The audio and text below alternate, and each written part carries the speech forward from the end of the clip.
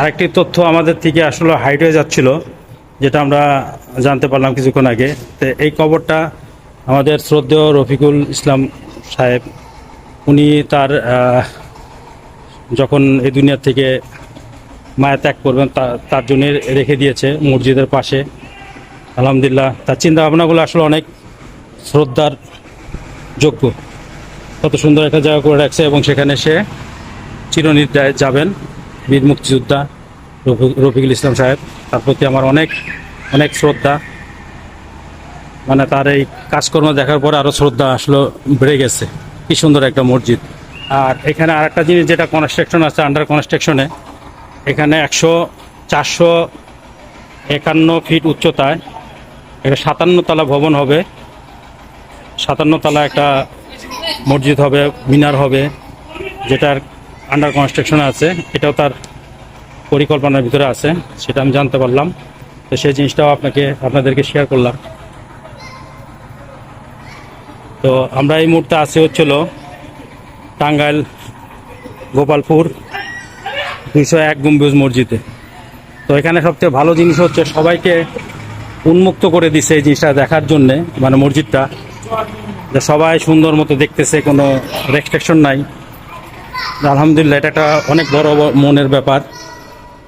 তো আসলে ওনার সকল কাজকর্মের ব্যাপারটা শ্রদ্ধার দাবিদার। তো উনি যে একটা ধর্মভাবাপূর্ণ লোক বোঝা যায়।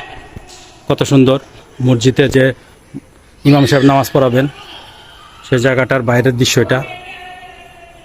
ওখানে টয়লেট, পুরুষদের জন্য টয়লেটের ব্যবস্থা।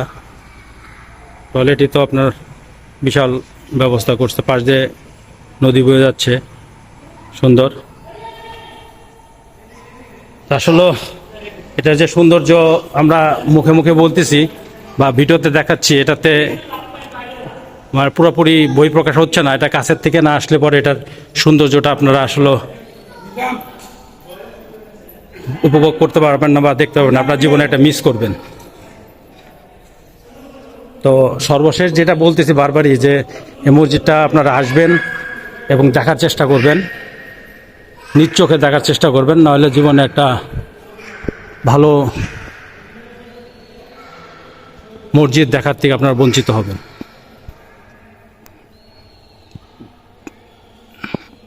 এটা হচ্ছে উপর থেকে এর আগে ভিডিও করছি আমার আর একটা ভিডিওতে। এটা হচ্ছে বড় গম্বুজ, বিশাল আকৃতি, আর ছোট ছোট গম্বুজগুলো ভিতর থেকে এরকমটা দেখা যায়। তো ছোট ছোট গম্বুজগুলো এরকম দেখা যায়। তো মোট কথা একটা অপরূপ, খুব সুন্দর একটা মসজিদ। নিটেল ক্লিন, দেখেন কত পরিষ্কার। এখানে নামাজও হচ্ছে কন্টিনিউ, সবাই এখানে আসতেছে এবং পর্যটক যারা আছেন আসতেছে, তারা ছবি তুলতেছে, ভিডিও করতেছে। তা আমি ওই লোভটা সামলাতে না পেরে ভিডিও করতেছি। আমি আমার চ্যানেলে এটা দিব আপনাদের দেখার জন্যে। ইমাম সাহেবের নামাজ পড়ানোর জায়গা খুবই সুন্দর। আসলে একটু যাই, কি বকা টকা দেয় কি না বলতে পারি না, যাই একটু সামনের থেকে আপনাদেরকে দেখাই। ও খুব সুন্দর, আপনারা দেখতেছেন বন্ধুরা, খুব সুন্দর। এটা ইমাম সাহেবের যে নামাজের দাঁড়ান, তো ওনার জায়গাটা এটা, উনি এখানে নামাজ পড়ান। খুব সুন্দর ডিমাকৃতির ছোট ছোট গর্ত বিশিষ্ট, এবং পাথর মার্বেলগুলা খুবই সুন্দর। এটা হচ্ছিল খুতবা দেওয়ার জায়গা। এখানে ইমাম সাহেব খুতবা দেন।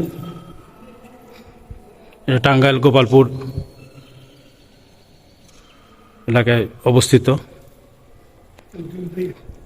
তো বন্ধুরা, আমরা এখন এই সুন্দর মসজিদটা দেখে আনন্দ পরাক্রান্ত মনে বাড়ির দিকে ফিরতেছি।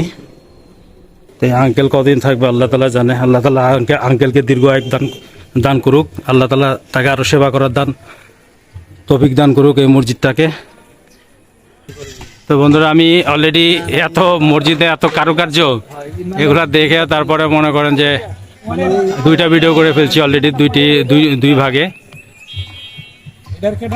দুই ভাগে ভিডিও করে ফেলছি। কোনো বিদেশি থেকে কোনো লোক আছে এয়ারপোর্টে নামার পরে হেলিকপ্টার যা এই জায়গায় আসতে রফিকুল ইসলাম, বীর মুক্তিযুদ্ধ রফিকুল ইসলাম সাহেবের মানে শেষ ইচ্ছা কবর এবং পরবর্তী প্ল্যান সহকারে একটি ভিডিও করলাম। ওই শিশু পার্কের সামনে গাড়ি নিয়ে যাওয়া যাবে। তো বন্ধুরা ভালো লাগতেছে, আরো ভিডিও করতে মন চাচ্ছে। তো বন্ধুরা আজকে এখানেই এটা এই পর্যন্তই, দেখি এর সাইডটা ভিডিও করি একটু।